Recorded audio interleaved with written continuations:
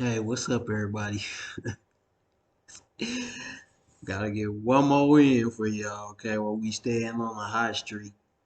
I don't even know if y'all watching them or not, but I'm doing this so you can get this knowledge, uh, so you can wake up a little bit.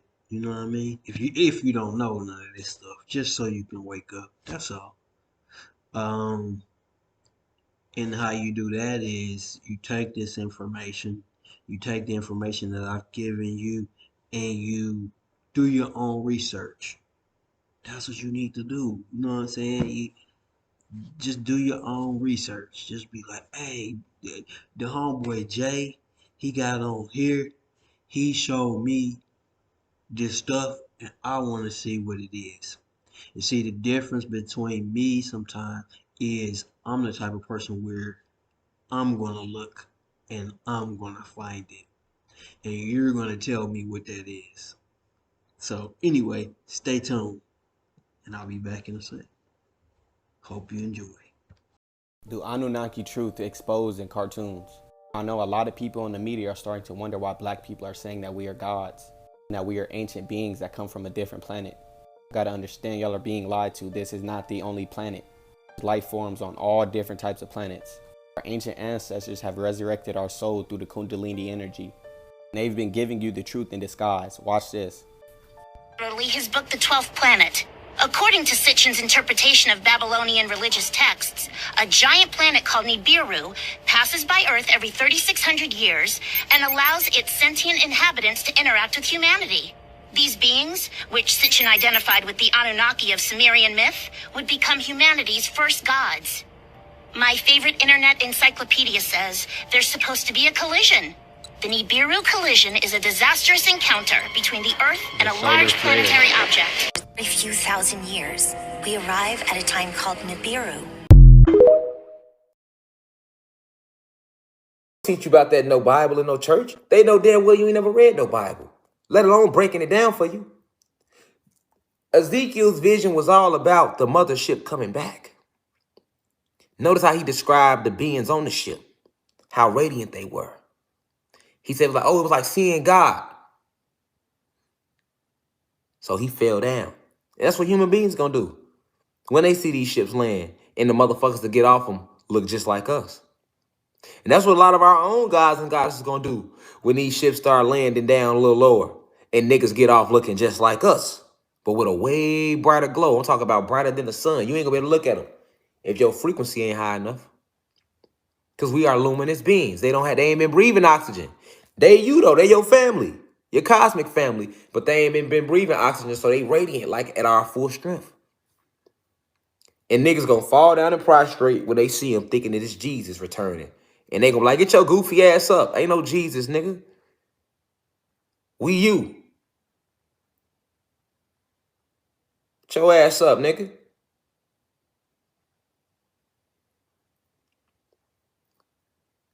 It's Ezekiel's will. That's what these wheels was about. He was describing. The mothership returning and releasing her commanderships. And each commandership has 300 to 3,000 scouting ships on it.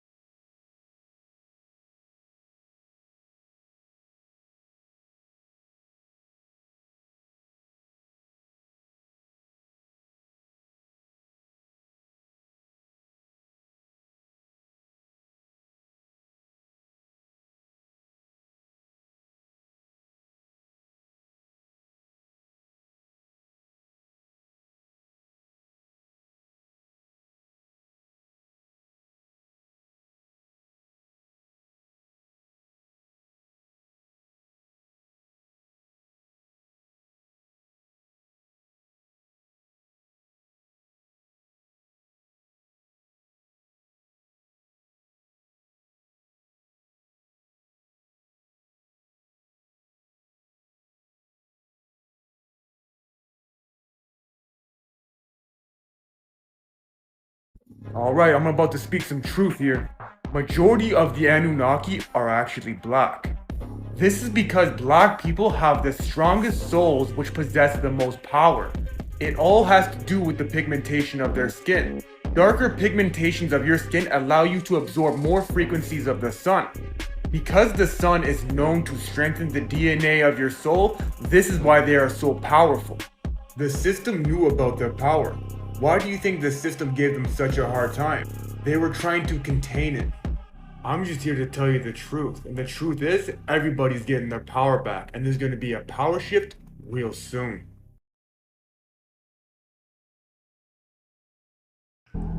I am Brother Minister Louis Farrakhan, National Representative of the Honorable Elijah Muhammad.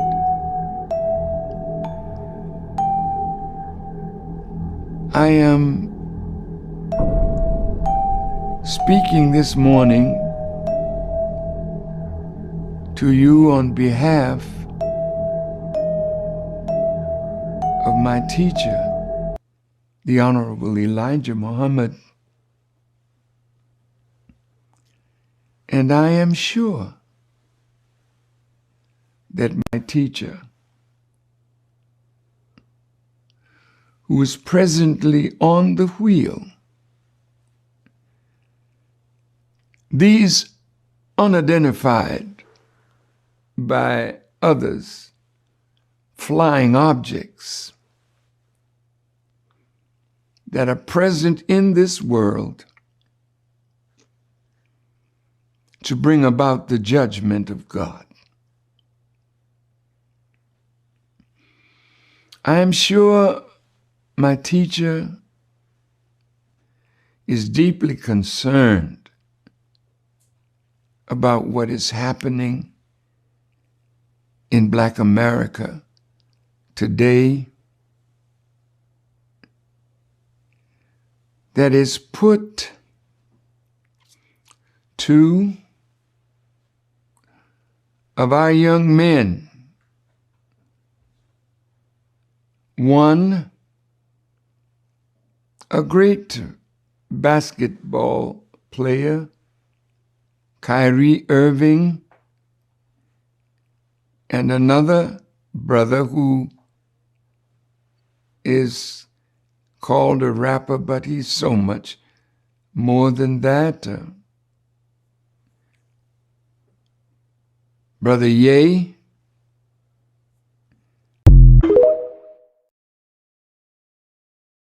Is reclaiming the planet. And as we reclaim the planet, we have to reclaim our dignity, our moral code, our virtue that gives us access to a higher dimension, right in the same frequency range, but a higher dimension within the same frequency. That's what the 5D is. But they got 5D, the fifth generation of electronic enslavement. Right. They're trying to mirror what we got, but on a Exactly. static level. Exactly. Yeah. But now, the gods have to start to resemble the gods. Brothers like as knowledgeable as you, after a while your image have to start to resemble that of mighty powerful men. Because our image is what activates access to our superpowers. We can fly, we can disappear, we can shapeshift. We have control over all weather phenomena when we're in our virtuous and moral state, but we've reached a point of moral decay in the general population. Our women who are the main power source. Right now, 3/4 of all of our women, the sun has not touched their scalp in 5 years. Yeah. So the cosmic core, the galactic spiral, their natural hair cannot be seen, so it has no dance in the sun. Right. So therefore, they can't access their powers. Because there's no self-love. If there be no self-love, there's no moral code, there's no virtue. We look and act like a come out, and we're the gods in this game. So, brothers like you, the more you start to assume your original dress, your original frequency, your original clothes are frequency. When you see me wearing the noose, segue. Since it's bro. November. Ain't no way. So you telling me that this whole time the Transformers was talking about the Anunnaki? Y'all might want to tune into this one. I don't think y'all ever heard some shit like this. The entire storyline from each movie translates to the story of the fall of frequency of carbonated beings. It's symbolic. Tune in. Let me first begin by saying that the planet Cybertron is allegory for the planet Sirius X, which is the headquarters of the Sirius star system for the Anunnaki, a technological advanced society, kind of like Wakanda, if you will. During the fall of our frequency, we went from telepathy to symbols and then to letters, which is why none of the human beings could understand what the symbols were and where they came from, because it's... Now stay with me. Transformers 2, Revenge of the Fallen. Only a Prime could defeat the Fallen, which is why he waited for Optimus to die. 7 of them had already passed, and Optimus is the only Prime left. Once Optimus Prime temporarily died before he was revived, the Fallen came back to Earth to claim back an object called the Matrix. Notice how it's called the Matrix. My awakened ones know we live in the Matrix right now. In order to revive his planet, the Fallen needed the Matrix for a machine that would harvest the sun's energy, because the sun's energy would bring back the life force of planet Cybertron, or Sirius X. The technology to harvest the sun was at the pyramids of Giza. And we know what that is. One of 9 ether beings' ancient civilizations. The Decepticons fought for the survival of their own planet, and the Autobots fought for the colonizers. The divine source of the Transformers didn't even fuck with Optimus. Why you think Sentinel Prime turned against the Autobots after they... What you must realize, my Autobot brothers, is we were never going to win the war. For the sake of our planet's survival, a deal had to be made with Megatron.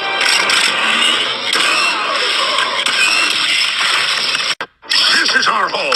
We must defend the humans. So lost you are, Optimus.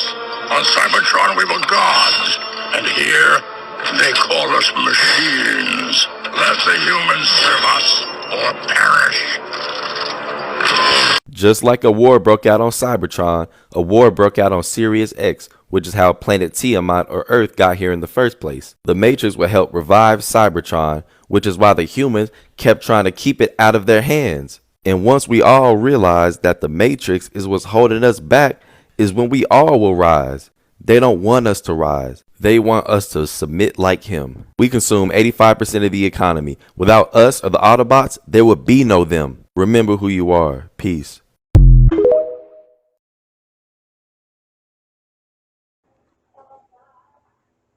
Hey, so how'd you like it?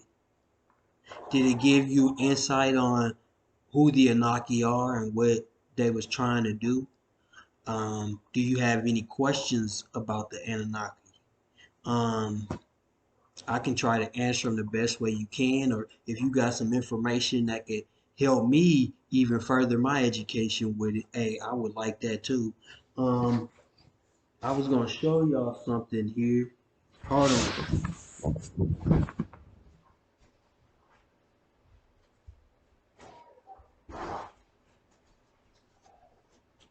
I had this set up, but I took it down. Hold on a second. I'm gonna set this up, man. We gonna set it up. Yeah, see, I'm like really into Anunnaki myself. Um, I did this painting of an Anunnaki princess uh, in drawing. I don't know if y'all can see it that good. It's because of the glare from it and yeah, but I done that. Uh, but yeah, so anyway, just do your research on it and to the next one. I'll see you next time.